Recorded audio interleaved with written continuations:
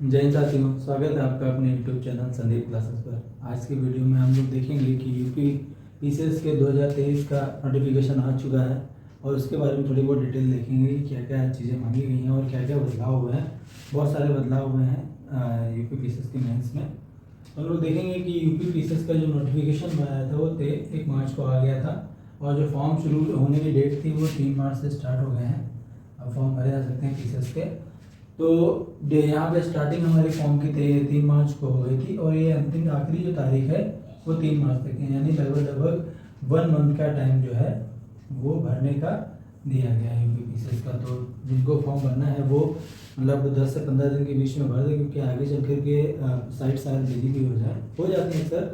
तो 3 मार्च आखिरी तारीख है और हमारी जो पहले से ही डिसाइड है वो एग्ज़ाम डेट हमारी 14 मई है। लगभग 60-65 दिन आसपास बीच में बचे हुए हैं।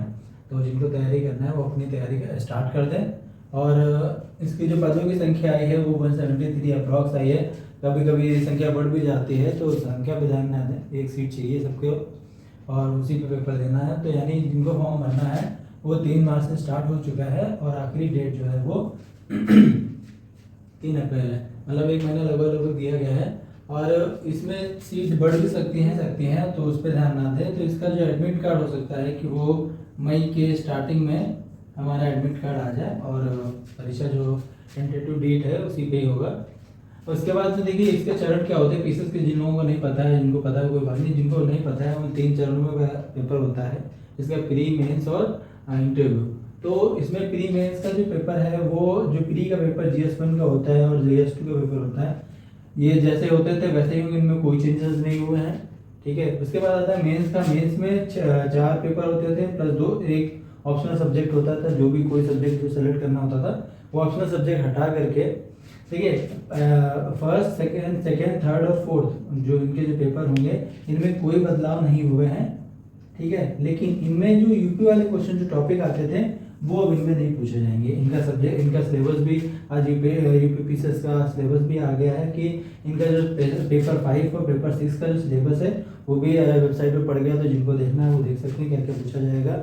वो मैं इसकी डिटेल एक दूसरी वीडियो में बना करके दे दूँ क्या क्या बदलाव हुए हैं और क्या क्या प्लानिंग करके इन 60 दिनों 65 दिनों में हम लोग प्री क्वालिफाई कर सकते हैं। और उसके बाद में मेंस।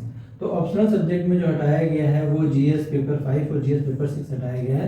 पहले इनकी जगह पर एक ऑप्शनल सब्जेक्ट होता है, उसके 2 पेपर होते थे, जीएस पेपर 5, जीएस पेपर 6। तो 4 जो स्टार्टिंग में जो 4 के जीएस पेपर उनमें कोई बदलाव नहीं हुआ है।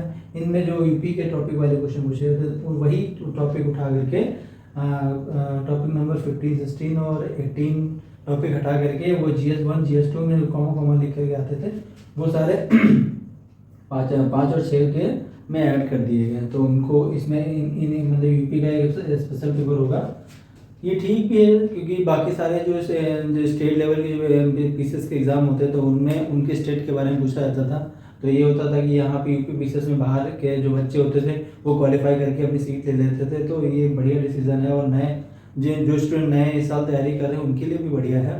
तो जो इसका जो पेपर आएगा वो यूपी के लेवल पे आएगा। इसका पॉलिटिकल रीजन क्या था या यूपी का 1957 की क्रांति में क्या योगदान रहा और इसका हिस्ट्री ज्योग्राफी जो भी है, नदी और जितने भी हैं उन सब चीज़ों के बारे में पूछा जाएगा। इसकी डिटेल में दे दूंगा। तो आगे के 60-65 दिनों में जो प्लानिंग करनी है उसके बारे में दे दूंगा।